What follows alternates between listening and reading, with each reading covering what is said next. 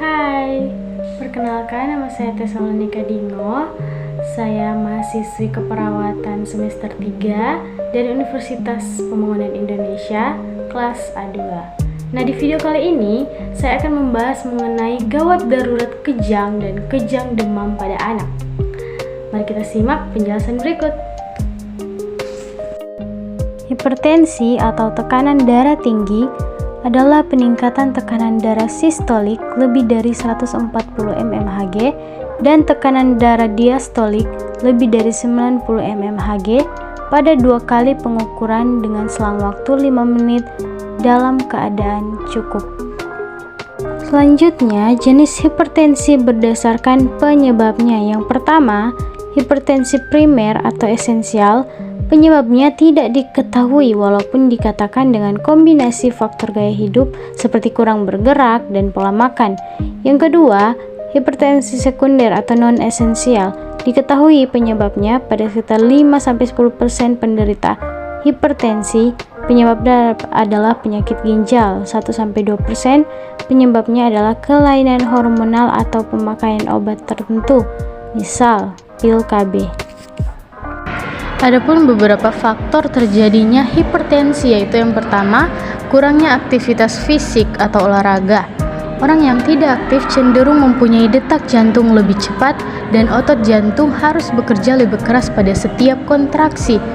Semakin keras dan sering jantung harus memompa, semakin besar pula kekuatan yang mendesak arteri. Aktivitas fisik yang kurang berisiko 2,67% penderita hipertensi dibandingkan dengan yang sering beraktivitas fisik atau olahraga. Yang kedua yaitu stres. Kondisi stres meningkatkan aktivitas saraf simpatis yang kemudian meningkatkan tekanan darah secara bertahap.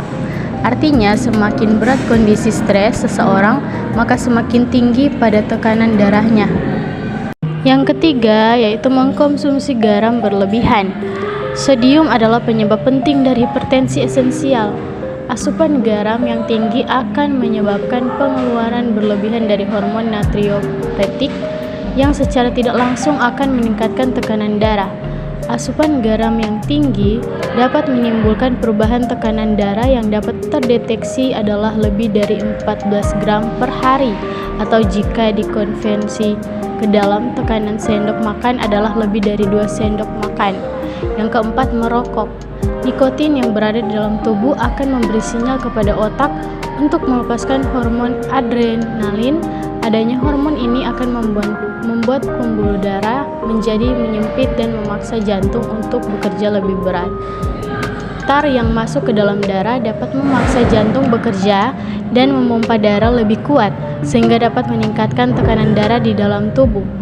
Karbon monoksida, zat ini dapat meningkatkan hemoglobin di dalam darah sekaligus mengentalkan darah, sehingga mudah menempel di dinding pembuluh darah, dan pembuluh darah akan menyempit dan akhirnya memaksa jantung untuk memompa darah lebih cepat.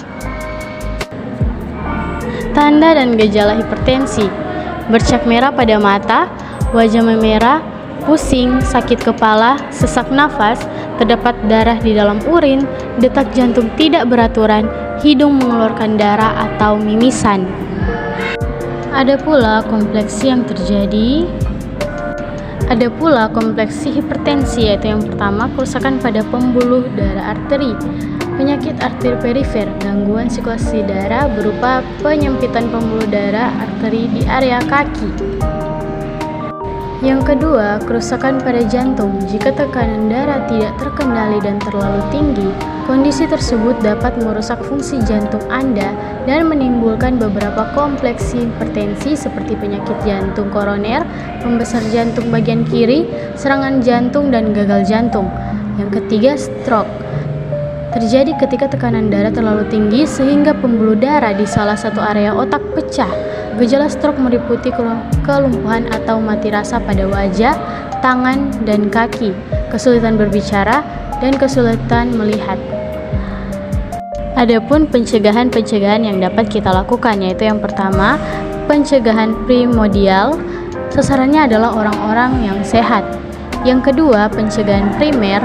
sasarannya adalah orang yang sudah memiliki resiko hipertensi, yaitu yang pertama health promotion atau promosi kesehatan, yang kedua general specific protection, yaitu perlindungan umum dan khusus. Berikutnya ada pencegahan sekunder. Pencegahan ini didasarkan pada orang-orang yang telah didiagnosis, mereka dianggap menderita maupun yang terancam menderita. Pencegahan sekunder ini lebih ditujukan kepada kegiatan deteksi dini untuk menemukan penyakit. Bila ditemukan kasus, maka dapat dilakukan pengobatan secara dini. Nah, yang terakhir, pencegahan tersier.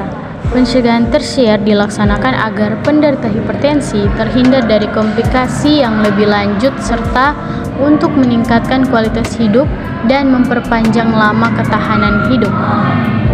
Nah, itu dia pembahasan mengenai hipertensi. Untuk saudara-saudari atau bapak ibu di luar sana yang mungkin mengalami gejala-gejala atau tanda-tanda seperti yang sudah saya bahas tadi, segera memeriksakan diri Anda ke dokter atau ke rumah sakit terdekat agar tidak terjadi hal yang tidak diinginkan. Di akhir video ini, saya ingin mempromosikan kampus saya, yaitu Universitas Pembangunan Indonesia atau UNPI. Nah, untuk info lebih lanjut, silakan simak video di berikut ini. Selamat datang di Universitas Pembangunan Indonesia Manado, yang terletak dekat dengan kawasan bisnis Bahu Mall Manado. Tempatnya di Kelurahan Bahu, lingkungan 3 Manado, sangat strategis di pusat kota Manado. Dibangun di atas lahan seluas 2,5 hektar, Universitas Pembangunan Indonesia Manado berdiri megah dengan ruangan 7 lantai, terdiri dari ruangan kelas, ruangan kantor, perpustakaan, laboratorium komputer, laboratorium keperawatan, pengadilan semu, dan laboratorium bahasa, kantin, serta rooftop di lantai atas. Universitas Pembangunan Indonesia Manado memiliki 6 fakultas dengan program studi, yaitu Fakultas Pertanian, Prodi Agribisnis, Fakultas Hukum, Prodi Hukum, Fakultas Teknik, Prodi Teknik Elektro dan Teknik Sipil, Fakultas Ilmu Sosial Ilmu Politik, Prodi Ilmu Politik, Fakultas Sastra, Prodi Sastra Inggris, Fakultas Keperawatan, Prodi Ilmu Keperawatan, dan Profesi Nurse. Didukung oleh sumber daya manusia yang berkompeten dan tersertifikasi, Universitas Pembangunan Indonesia Manado memiliki dosen dan tenaga kependidikan dengan latar belakang S2 dan S3 lulusan dalam dan luar negeri. Proses belajar mengajar dilaksanakan dengan teknologi informasi merujuk perkembangan dunia modern saat ini, dilakukan dengan sistem e-learning dan sistem ujian online atau ULAIN. Hasil tracer student Universitas Pembangunan Indonesia Manado dan fakultas menyebutkan lulusan UNPI sudah tersebar di dalam dan luar negeri.